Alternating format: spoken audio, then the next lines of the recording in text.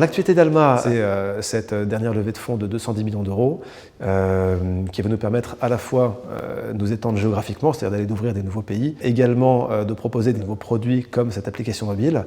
Cette levée de fonds a été opérée évidemment avec nos actionnaires actuels et avec l'arrivée d'actionnaires comme Tencent, le leader chinois de ce qu'on appelle la super app, via leur application WeChat.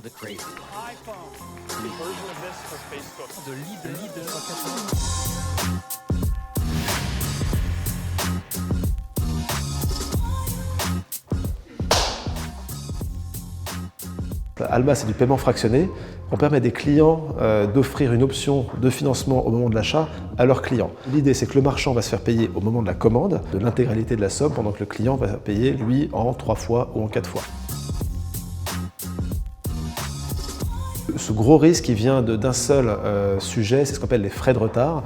Les frais de retard, c'est quelque chose qui en fait permet à un organisme prêteur, donc qui fait du crédit à la conso ou qui fait du paiement fractionné, de gagner du revenu quand un client est en retard. Il se trouve que chez Alma, on a fait le choix, et je pense qu'on est la seule entreprise au monde à avoir fait ce choix-là, on n'a jamais prélevé 1 euro de frais de retard. Et donc du coup, cette politique de l'entreprise fait que nous sommes complètement incités, complètement alignés avec nos clients. Si jamais un client est en retard, Alma ne gagne pas d'argent, Alma perd de l'argent, et donc naturellement, ça nous force à être extrêmement précis dans notre évaluation du risque de surendettement.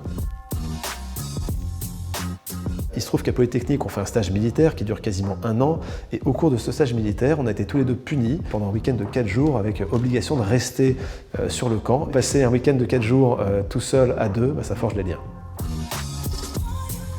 Donc je vais parler plutôt d'un non-objet fétiche, un objet que j'aime pas du tout, c'est le smartphone, parce que malgré son utilité, en fait c'est un objet qui a vraiment pris trop de place dans notre vie, et je déteste absolument cette espèce de tyrannie du temps réel. Il faut toujours répondre tout de suite, il faut être dans le coup, il faut avoir l'information maintenant. Moi pour cette raison, 2 choses. Déjà, chez Alma, on demande à nos employés de ne pas être en temps réel, de ne pas répondre tout de suite aux messages qu'on leur envoie. En fait, si tout est urgent, rien n'est urgent. Et puis de manière assez pragmatique, mon smartphone, il n'est jamais dans la même pièce que moi, parce que je ne veux pas être attiré. On n'a pas lancé Alma pour atteindre un score quelque part, néanmoins évidemment on se donne des objectifs. Aujourd'hui notre objectif c'est d'atteindre plus de 10 milliards d'euros de volume de paiement annuel en 2025, ce qui correspond à peu près à une entreprise qui va faire 300 millions d'euros de chiffre d'affaires et qui va compter à peu près 1000 employés répartis dans 10 pays. De